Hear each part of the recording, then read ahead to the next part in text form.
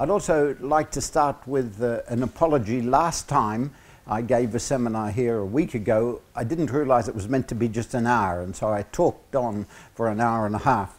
This time, you see, I'm sorry, this is not as clear as it was on my laptop. I understand, it's a 1 hour seminar, and I promise to be finished. On the other hand, I'd like to tell you a story which I hope you'll find of some interest, but it's principally for Ishan, which is the Royal Institution is a very prestigious place in Britain which conducts research, but its most important aspect is that it has lectures, scientific lectures, that start at 9, not at a few seconds after 9, but at 9, the sweep hand comes round, and finish at 10, and it's really a very important business. Wimshurst of the Wimshurst machine was asked to give one of the lectures, and at about 2 or 3 minutes to 9, when he was just about to go on, he looked out into the audience and he saw that it was consistent of some incredibly capable physicists and really very good people. This was in about 1880 or so, and he was terrified. So he ran out the building and up the street and was gone. Faraday at the time was the director of the Royal Institution and realized this was a bit of a problem. So he turned to Maxwell and said, "You couldn't give a talk, could you, just off the top of your head?" And he did. Apparently a very successful talk.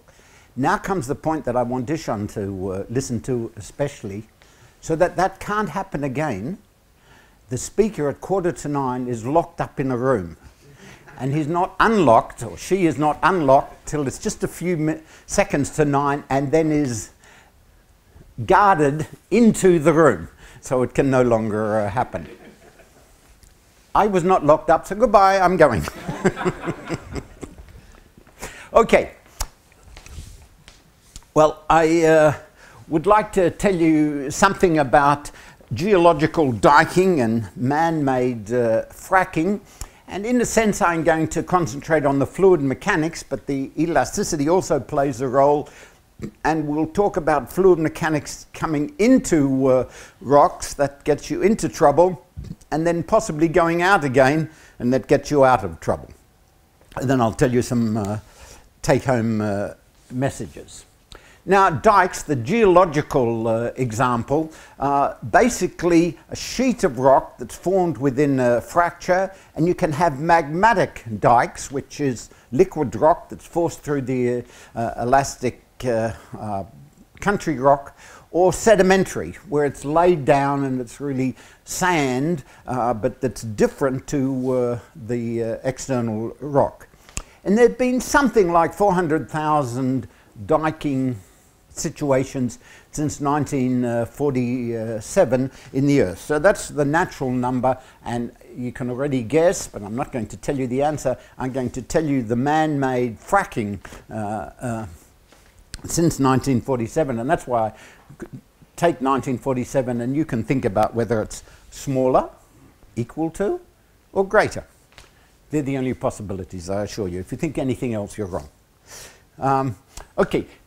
Geologically, here's an example of a dike. This is a magmatic dike that forced its way through this sedimentary bedding, and it's pushed it apart and risen. Here's an example on a smaller scale. Here's a geological hammer to show you. You can have small dikes and large dikes. Here's one, and of course both of these are two-dimensional photos. There's nothing more I can do. But here's some larger, also two-dimensional structures of sandstone intrusions, where it's principally made of sand, but it's forced its way under pressure with some fluid, of course, into these rocks. And here's another example, which I like, that shows that it can be all over the place, so to speak. Now, fracking, which is the man-made equivalent, if you like, is the stimulation of a rock to come apart due to forcing liquid, generally water, into it. You have a small amount, less than about 5% of sand or other proppants, as the technical term is, to keep the crack open, and the idea is to get the oil or natural gas out, mainly natural gas. And you do that by releasing the pressure. The proppants hold the fractures open, and the liquid flows back out, and it brings the oil or natural gas with it. Was first tried in 1947 altogether, and that's why I told you the 400,000 diking incidents since 47, and in the United States since 49. And here you see, compared to 400,000, there are 300 million frackings, many more man-made effects than natural effects. And it brings us gas, which we all use. Now, fracking is not very popular, and there's some places, I know it's not used in India because it uses too much water, and India has a short supply of water, but it is used especially in America, but all over the world.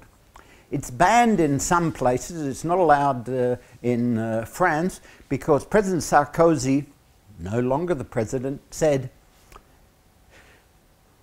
"We're nervous that it will harm the environment and massacre the landscape. Don't harm the environment, don't massacre the landscape." Now just imagine if this character, who first European to come and saw this beautiful island in the middle of a river and said, "Don't massacre the landscape. I have a feeling that these people that come later will chop down all the trees, they'll get rid of all the flowers, they'll build ugly buildings, tall buildings. Don't massacre the landscape. Allow this beautiful island to remain pristine." Well, life would be rather different than we now imagine. And although not all of that island has been developed as wonderfully as it might have been, there have been quite a lot of thought put into it, and so it is with fracking. I don't suggest that you frack underneath that island, for example. That's not a good idea. But there are places in the US where they're quite open, and you can frack quite successfully, I believe. And you can also do that in Australia, where there's huge amount of open ground. But it is banned in a number of countries, Scotland being, in a sense, in this way, independent of England, and in parts of the US. Now, this is what fracking consists of. You bring water in trucks to this region, and you then pump it down to some depth. It could be to rather shallow depths, 300 or 400 meters, but generally it's to a kilometer or 2 kilometers, where there are so-called shales, that's just a geological technical term, that contain quite a lot of gas. You then, now new ideas over the last 30, 40 years, how you can drill horizontally, and you drill horizontally through this rock, and as I'll show you in a minute, you put in water, make a conduit, reduce the pressure, and outflows the gas. And this YouTube reference doesn't work either. I got this from a graduate student of mine. I'll just have to tell you, it just shows you nicely what I've just said. I loaded this all 10 minutes before the talk started, and then when I put it in here, the PowerPoint shut down, and for reasons I don't understand ever, that stops the movies. This is a typical fracking station, so you see how much land is occupied, and there's no doubt there are trucks that come in, put in the water, and then take out the gas. This is an indication of where it's possible, highly likely, just possible or not at all, to frack, and it's important to see that there's a lot of possibilities in America, virtually nothing in India, as I've said, partly because of the water, a little bit in Australia, but virtually nothing in this part of the Middle East, which is an important reason for it to be there. This tells you the recoverable gas that's estimated. China has the most with 1,000 trillion cubic feet, but the US comes second, and then there are minute little bits. Australia has some 300, but it's because of the large amount here that I'm sure fracking is going to take place. So you might as well understand it as best you can and proceed with it. This is an indication, something like 5% sand, as I said, and a few additives that can be acid to dissolve some of the rocks, and some friction. I mean, this is detail which we don't need to go into. Most of it is water. There's a wonderful review by Robert Mayer, the Lord Mayor, on shale gas extraction in the UK, Royal Society and Royal Academy of Engineering in June, if you want to learn more about it. So a summary is, you can get gas from coal seams, as I said, just around about 300 to 500 meters. That sometimes uses fracking, but normally there are other procedures used. Shale gas, which comes from deeper down, always uses fracking. It's potentially a huge financial bonus, which is, I think, the same reason why that little island on that river was massacred. And there's huge differences, and the most important thing for the future, in a sense, is that the US has much more gas than the Middle East. This slide isn't going to work. Imagine you put in some fluid, and this is a photograph of an experiment. You slightly pre-stress in the experiment the gelatin in the lab, what we use, gelatin. You'll get a penny-shaped crack. Gee, what's the smallest coin in India called?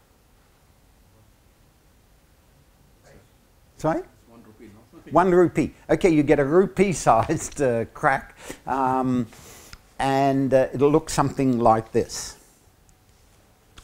So the flow will come in here. It will force its way through the elasticity, expand the crack, and there are going to be 3 terms in the equations. One is the pressure gradient that's forcing the fluid through, and there's going to be viscous drag from the sidewall, because the fluid is going to have, this is low Reynolds number, a Poiseuille profile, and that's going to lead to drag. But as the crack gets bigger and bigger, that drag is going to decrease. For 2 reasons. First of all, because the shear is less because you're expanding the crack. So it's initially going to be relatively large compared to what it will be later. Then there's resistance, that's the second term on the right-hand side, from the crack tip opening. You're going to have to do work in order to get that tip to propagate through. And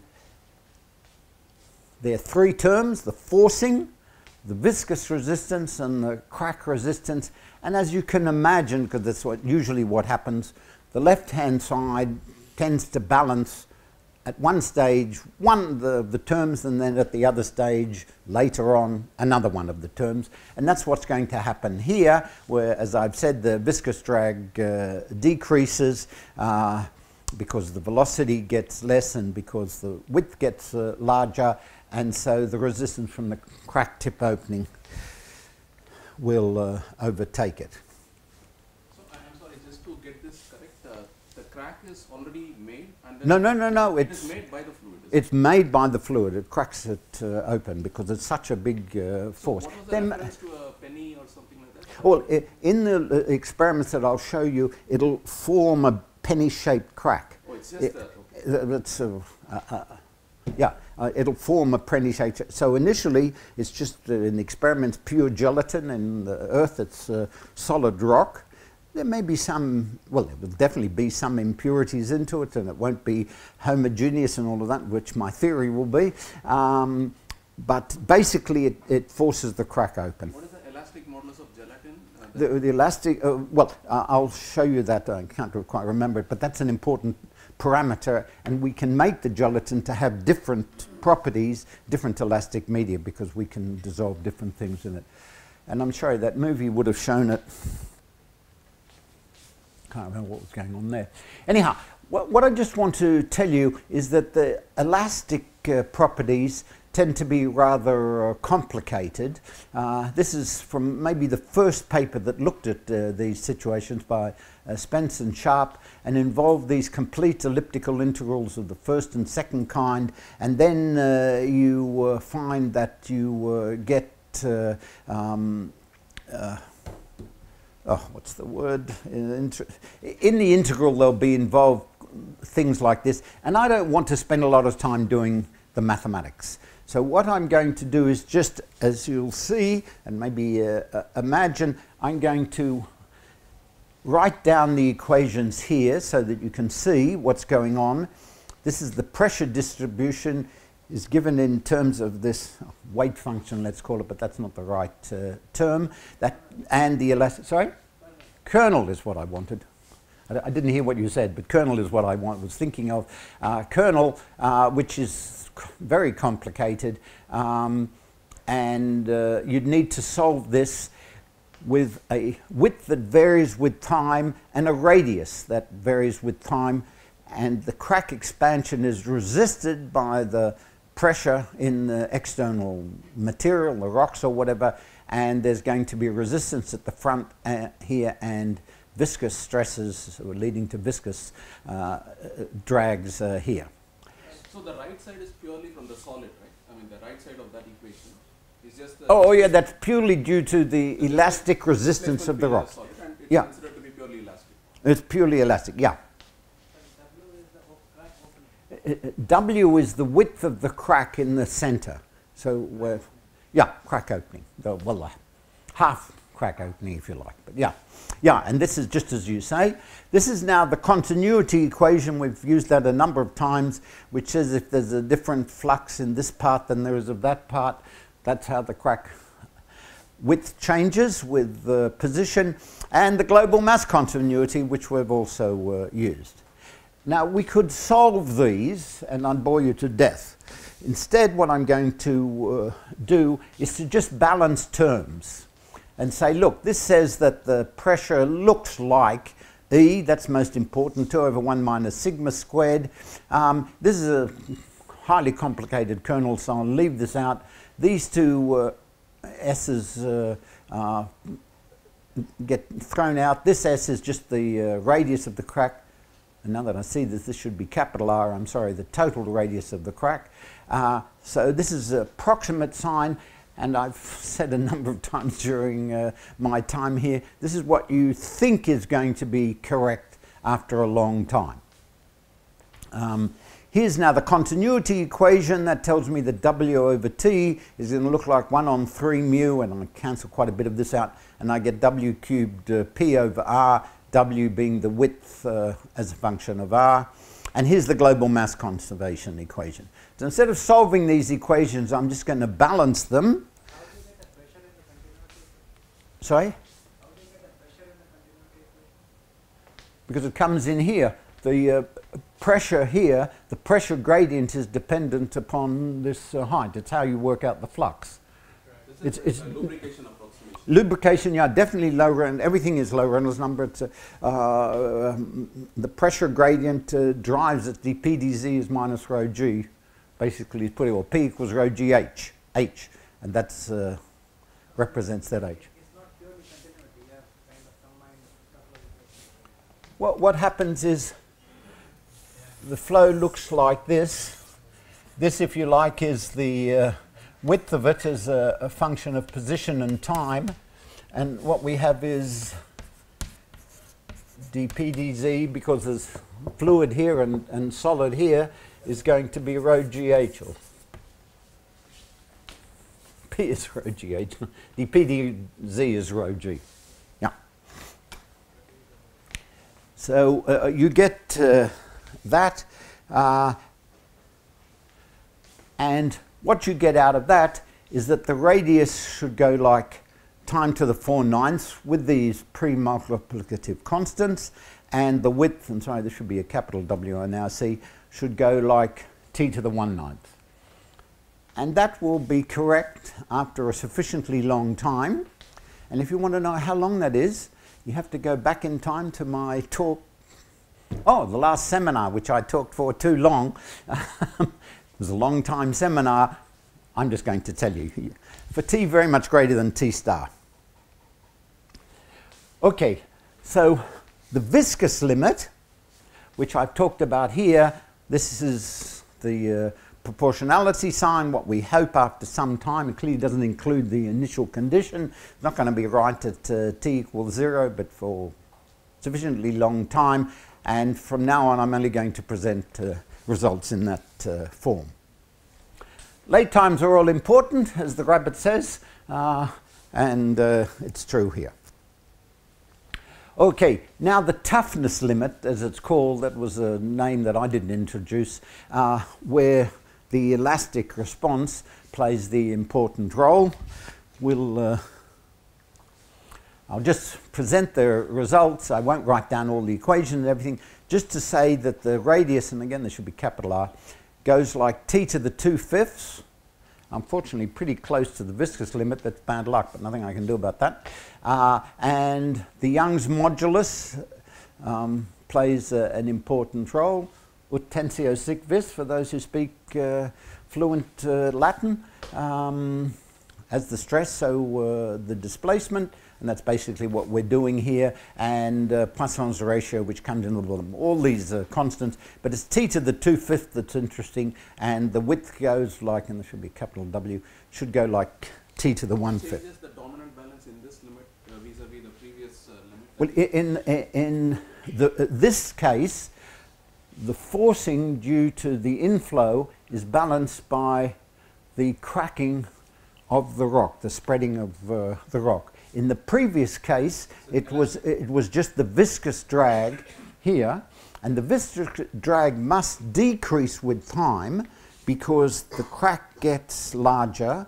That means that at any point the velocity is less because we're putting in the same flux of fluid.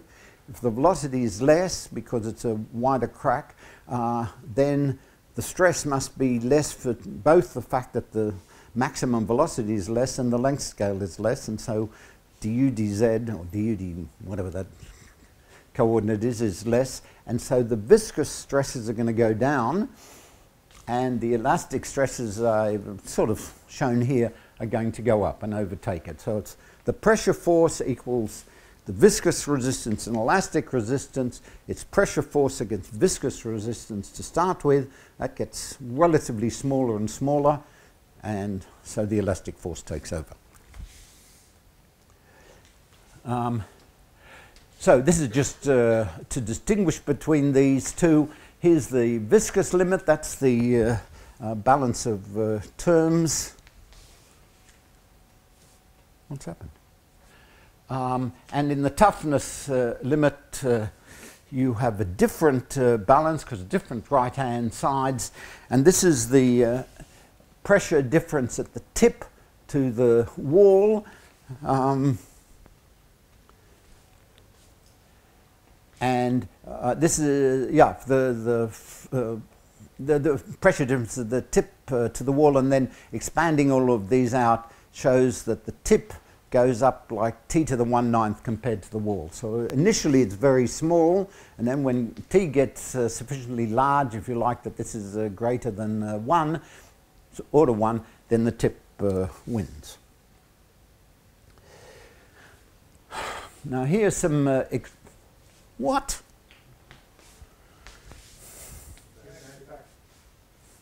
Oh. No, it isn't. I want the slide before. Okay. Here's some experiments in the viscous limit. This is a side view. Because of the walls that contain the gelatin, there is a slightly anisotropic stress. It's only slight, but it's enough to make a penny-shaped crack rather than a spherical crack. This is how it starts initially, nothing. This is after 30 seconds, 60 seconds, 90 seconds. As you see, it grows, looking down on the penny-shaped crack. And this is now a side view of the penny-shaped crack. And much to my annoyance, the next thing, which is a movie, won't... Huh? How did... Anyhow. Here's the front location for a series of different experiments in the viscous limit. Here's the radius as a function of time for different experiments. And now we non-dimensionalize it according to this balance that we got. And you see it all falls together. Both it goes like 4/9 as we predicted. And this is the appropriate non-dimensionalization. Here's now the shape of the crack with the time. It initially doesn't exist, then it looks like this, and then like that, and goes like that. We don't think that at early times we've done a good job by just this balancing, but the question is, if we rescale it and then use this for later time, we see that it really all comes to this point here. So our analysis is correct, but not, of course, initially. It takes a bit of time to get there. This is now the experiments in the toughness limit, and it looks exactly the same. The difference are not very large in view, and we do the same thing again. Here's the original data in the toughness limit. Here's the scaling that we've analysed, that this needs to be in larger time. Here it goes to the 2/5. Unfortunately, 4/9 and 2/5 are not very different, which is a pity, but there's nothing I can do about that. And it fits, and it also fits the scaling as far as the position is concerned.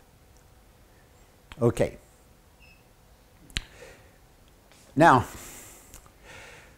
this is a shot of the velocity field, which I haven't, I think, quite said, but I hope it's been understood. It's all assumed to be radial, axisymmetric and radial. And you see this is a scale. This is the thing at different times. In the toughness limit, though, it doesn't seem to be as axisymmetric as we would expect. And we're not sure why that's so, but the axisymmetric theory still fits very well. But it may be that in the toughness limit, then it makes a difference just how anisotropic, although that's small, the stresses are, and how Young's modulus varies a little bit. Well, I don't know. This is experimental? This is experimental, yeah. Yeah, theoretical is perfectly axisymmetric. Yeah, this is experimental. Niall O'Keefe, a wonderful experimentalist, Irishman, who came and worked as a graduate student for us.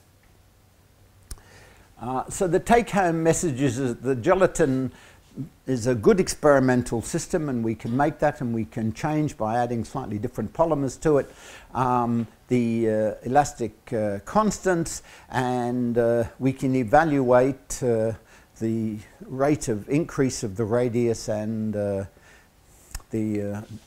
rate of the increase of the width really very well.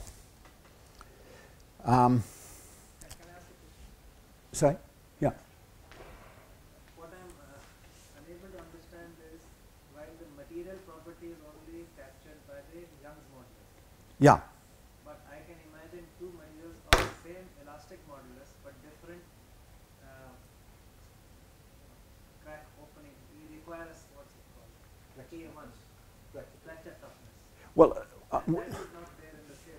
no, but it still seems to work very well. And what we're basically saying is the elastic resistance of the rock opening plays the major role over the whole surface. And that's why the Young's modulus comes in. So even if you have two blocks that would simply press together, well, there's no, really, you're not creating a crack, or you're not paying a price for creating the crack.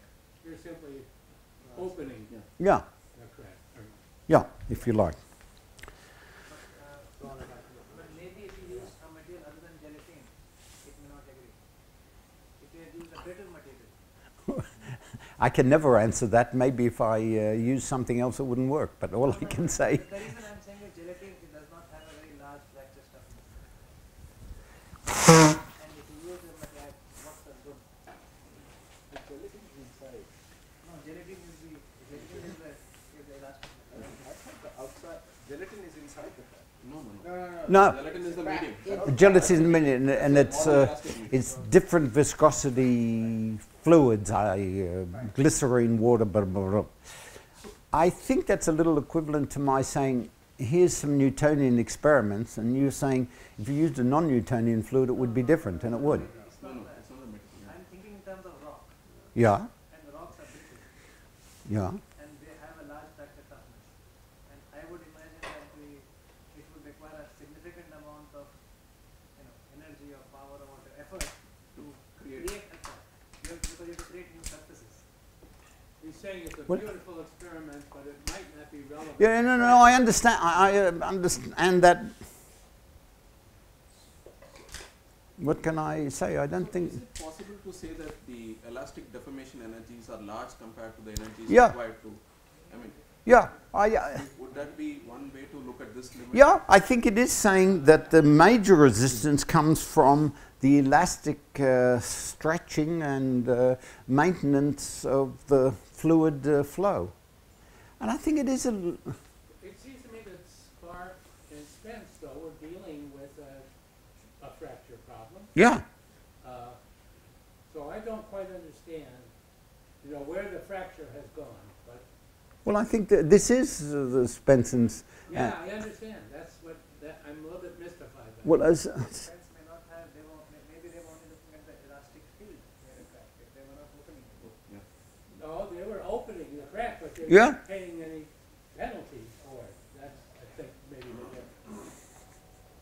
I think I understand the question you're asking, Ishan, but I think it's fine. I think there is an analogy between Newtonian and non-Newtonian fluids. If I do something that, as I've shown in the last lecture or before, non-Newtonian grounding line problems are really quite different.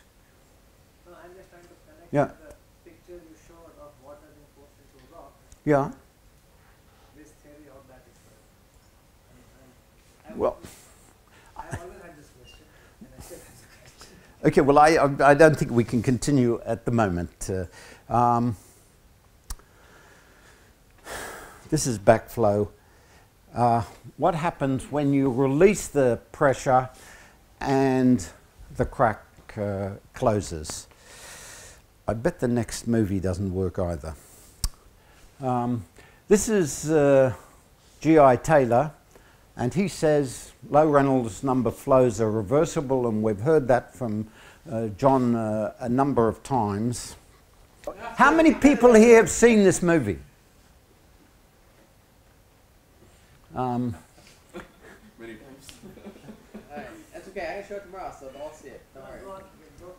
Okay, put your mind 24 hours in advance. He's going to show this, and what he's going to say, because he's so keen on it, he's used it a number of times, is that this is reversible. Low Reynolds number flows are reversible. G.I. Taylor, who had a hotline to God, will turn this round. This will make a complete mess of this, and then he'll turn it back again, and it comes exactly back to here. It's all reversible. Okay, well, I'd like to do an experiment for you. But it helps to say that that is Sorry? written in dye. People might think that it's just written. I mean, Well, you see it wrong. It's written with dye, yeah. I mean, for people who have not seen it, they would think that it just, What will they think? See, people might think that you're just saying R less than 1. I mean, that's actually You know, G.I. was remarkable. He got a worm and he squashed it out into the form R, and then he got another worm to make less. These are worms on top. Right. What I want to do is the same experiment that I did for you before. We're just putting on some fluid here. Pity it's got so much air in it, but there it goes. And it's going to spread. Now it's reversible. How do I reverse this? How do I get it back into here? I asked John if he would hold it because he's such a clever character. I could turn it upside down, but it's not really, whoops. Today's not my day. I should have run out the bloody door. What I'm going to do, a simpler problem, is to, pity about the air, but put this out, and this is a, whoops, a simpler problem because there's no free boundaries. You can't see it wonderfully, but is it okay? Okay. Nice and axisymmetric, except when I messed it up here. Now the advantage is, aside from the fact that I can solve it easily, is I can reverse it because I can just take the plate off. And reversibility, he's told you, so it's got to go back like that and into this system. Let's see. Oh, that doesn't look good at all. It's very unsymmetrical, and yet when I press it down, it quickly goes back into a symmetrical state. But the reverse situation, which John keeps on saying all the time, totally false. Totally false. Now, I also showed you one or two, I showed you a movie, I think, of this situation on a rapidly rotating table. And I told you after, no, that seems to have disappeared too, after 5 hours or so, you had these 3 long fingers coming out. At the end of the 5 hours, I said to the head of my lab, who was doing it with me, a nice guy, except for the fact that he's a New Zealander, and as you know, New Zealanders and Australians tend to think badly of each other. I said to him, and this shows you what a New Zealander is like, this is terrific. We've got these 3 fingers, 5 hours have gone by, we can now turn the rotating table in the opposite direction, and because I know the reversibility, the flow in the fingers will all go back and it'll go back into the bottle. And you know what he said to me? I designed the rotating table so it only goes in one direction. It can't go the other way. And I bet him right there, and this bet I'm going to win, that it will not go back. It is not reversible. So low Reynolds number flows are reversible only in special situations. Well, that's the definition of special. Okay, so you can guess already I'm going to tell you that although this is low Reynolds number flow, it's not reversible. And the reason, excuse me, that it's not reversible is you started from nothing, you've built a crack that looks like this. Now, you can't fix it back again. You can't take the fluid and the crack will go down to nothing because it sits out there. It's already cracked the fluid, the rock rather, sorry. So what can only happen is that the width changes, but the radius can't change. So it's not reversible. So this final radius clearly is not going to change.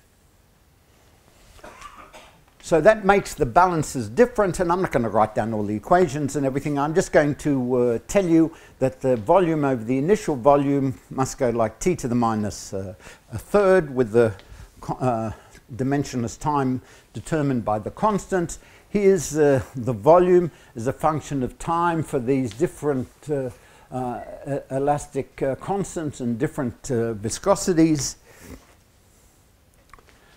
And here's our relationship, and here's rescaling the data and shows you that when you reverse the situation, it takes some time to get to this simple relationship that we've said, but it has the correct slope and this is the correct non-dimensionalization. What is the characteristic time scale in this case? I'm sorry, what's the axes? What is the characteristic time scale that we are using? Oh, here it is. What you see here, 6 times the viscosity, 1 minus the Poisson ratio squared over the Young's modulus. Is it same as when it is? No, it's a different time scale to that. No, definitely different time scale.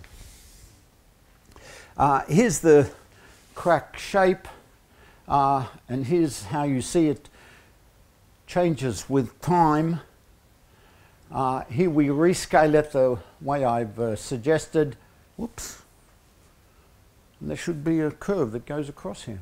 What's going on here? And guess what? The curve goes just like this. There are gremlins here. I should have run away. So the take-home message is for backflow. The crack radius remains a constant. The fluid volume goes down like t to the minus a third. And it's only, of course, the late time solution that this represents. Because you've neglected the initial conditions. And we can go back to my seminar, which says how long does that take. Now I just want to... How does fluid volume change in this case? Sorry?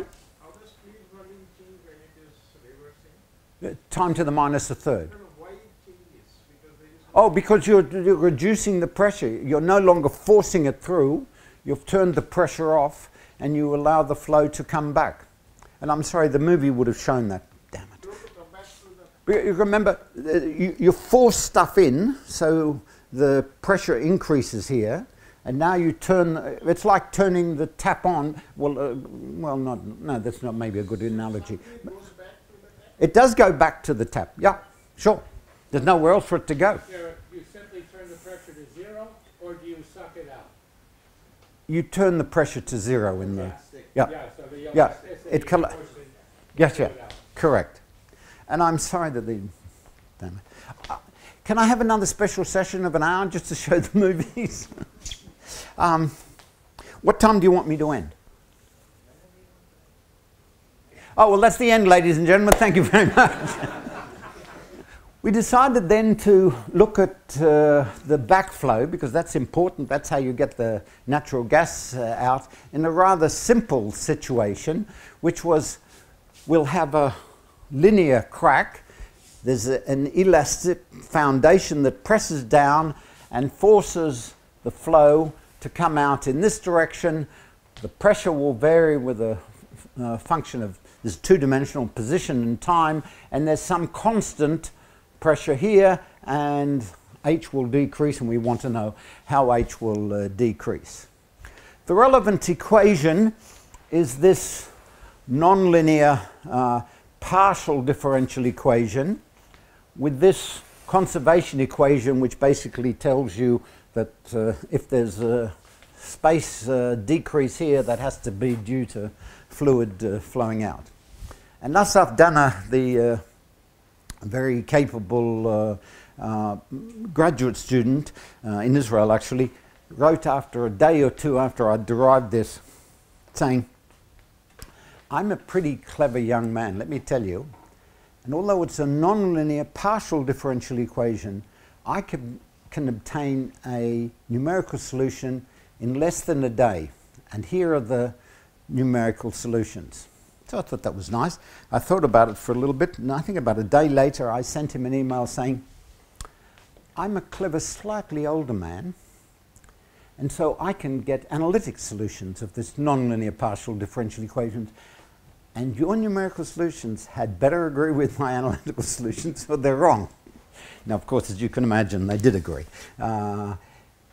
Whoops. Oh, sorry. I should say, again, using scaling, we see that the height should go down like t to the minus third. This is a non-dimensional thickness here, and the pressure should go down like t to the minus a third. So why is the elastic foundation not playing any role in that previous equation? Well, there's no, it does play a role. We've non-dimensionalized E out of here, but there's no doubt that Young's more tensio sic vis plays a role here. Sorry? The elastic is expanding and pushing the fluid out. That's how I think of this? Yeah, the crack is decreasing. It is the elastic. Yeah, I had never thought of it that way, but you're right. The solid is expanding, but it's infinite. Whereas this is a finite length, and it's going down like that and squirting fluid out. And we just thought that was an interesting.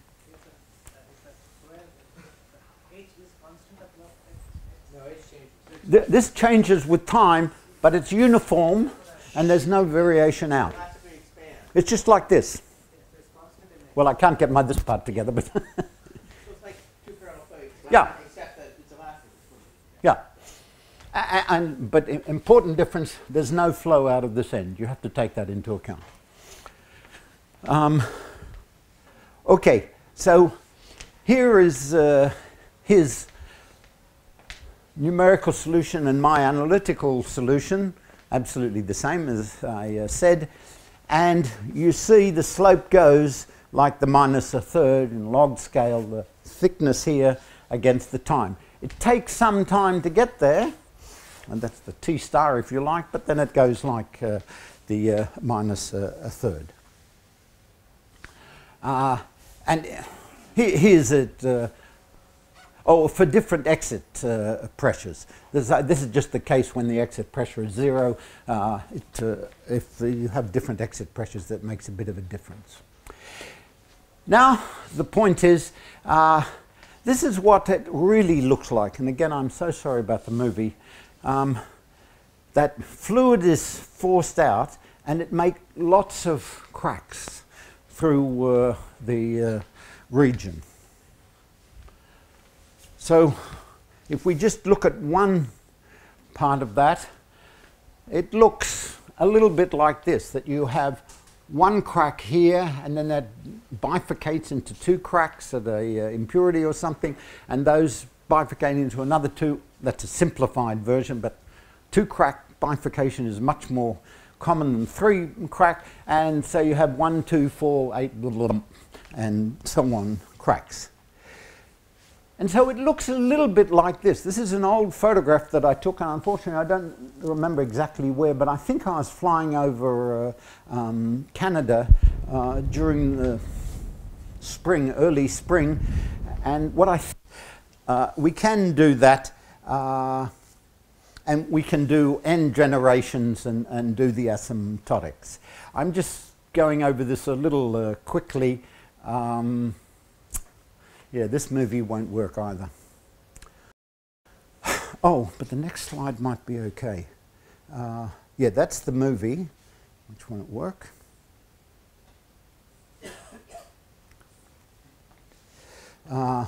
This is now, if we have 2 points that introduce fluid, initially, of course, the 2 points don't know about each other.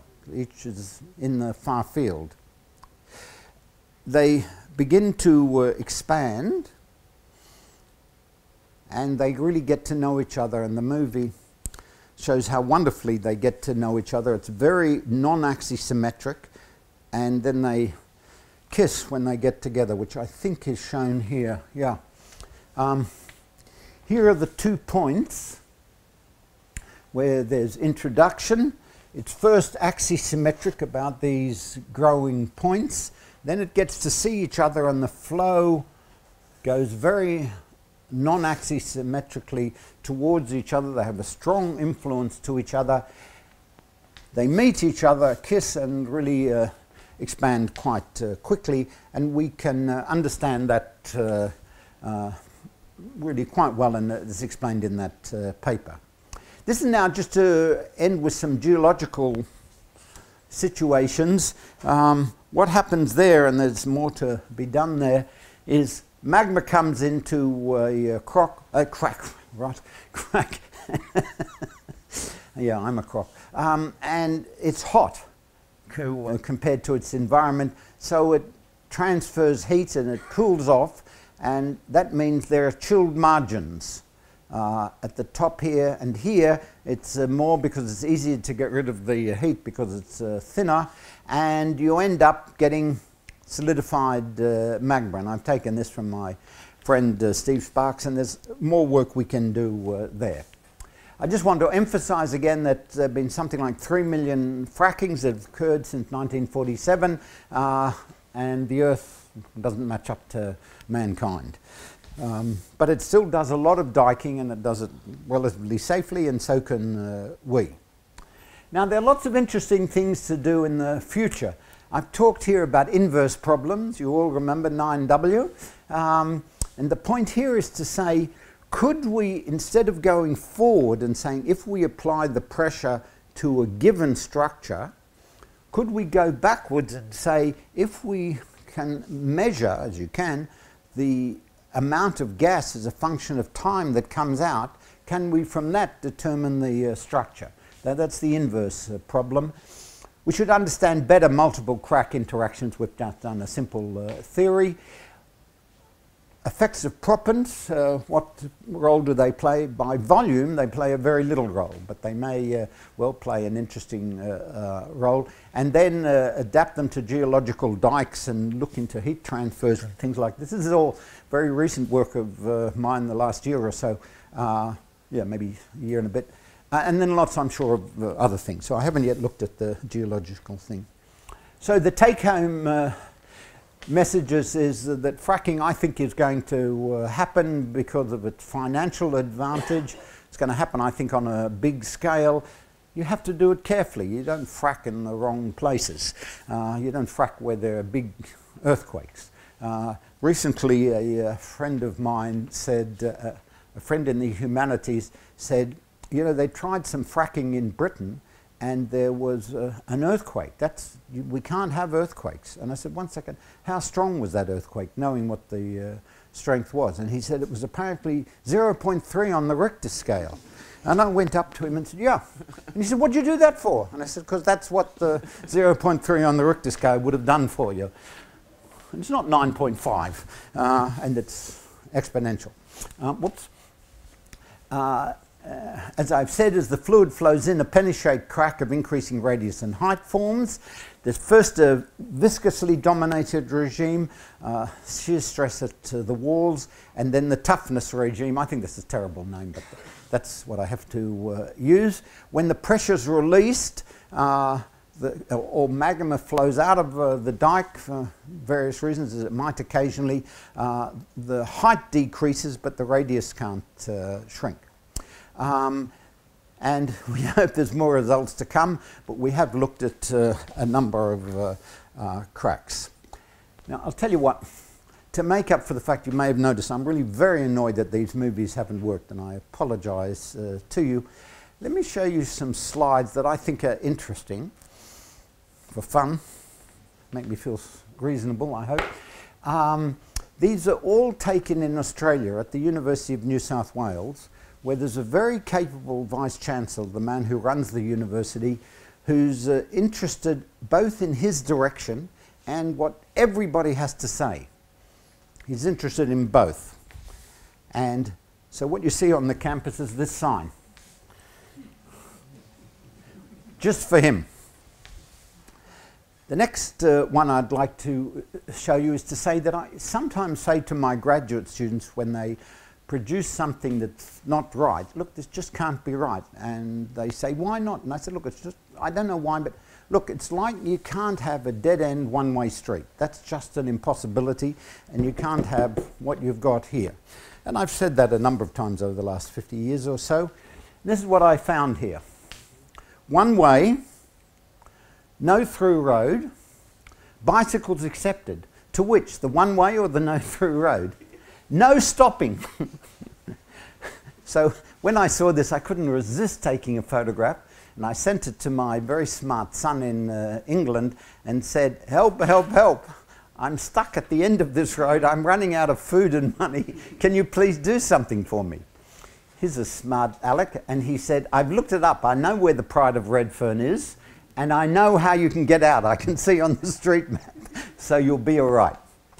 And the next slide, I don't think I'm going to say anything. What's going on here? Say anything for. I hope you understand it.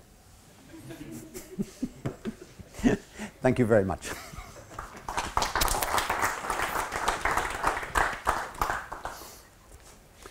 Any questions? I have no idea. That was Spence and what's his name? They used that word toughness, and it's been used ever since. I think it's a hopeless word. I'm sorry, what's the physics of that regime? The physics is the elasticity dominates. Elasticity would have been a better word. Yeah. There's nothing I can do about that, I agree. Because yeah. toughness is typically associated with crack. That might not be appropriate.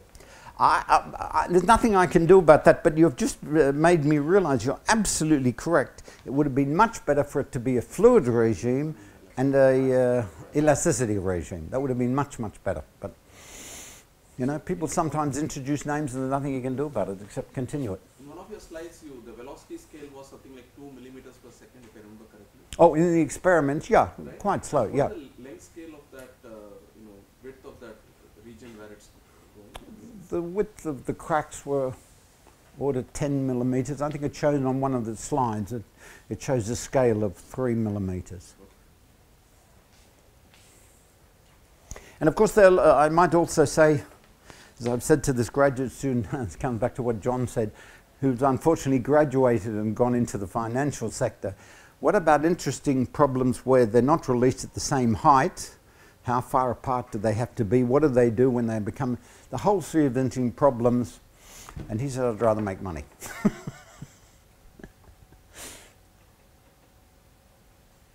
Okay, and apologies again for the movies.